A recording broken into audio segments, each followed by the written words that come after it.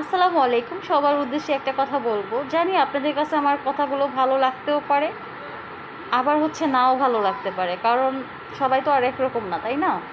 তো একটা কথাই বলবো, আপনারা কোরবানির সময় আপনাদের আত্মীয় স্বজন যাদের সাথে আপনাদের মন মানিন্য মানে যা যা কিছুই হোক না কেন, রাগারাগি, ঠিক আছে, নিয়ম তো নিয়মই, যদি নিয়ম পালন করে আল্লাহকে খুশি রেখে কোরবানি দিতে পারেন তাহলে তো খুব ভালো।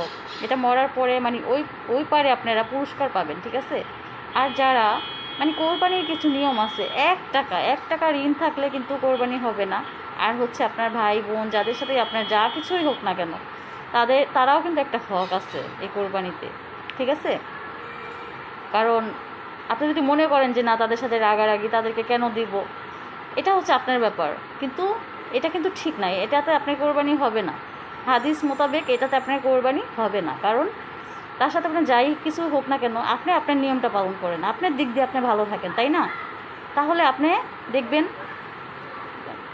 মৃত্যুর পরে আল্লাহ তাআলা আপনাকে ভালো পুরস্কার দিবেন। আপনার এই কোরবানিটা সহি সালামতে মানে খুব সুন্দরভাবে হবে এবং নিয়মে হবে। তাহলে তো এটাকে কোরবানি বলে, তাই না? আর যদি আপনি এটা না মানেন, আপনি ইচ্ছা মতো করেন, তাহলে তো আপনি এখানে আল্লাহ তাআলাকে কোনো করলেন না, আপনার ইচ্ছা মতোই হইলো সব কিছু, তাই না? তো জানি না ভিডিওটা আপনাদের কাছে কেমন লাগবে। তো আমার এটা বলার একটাই কারণ,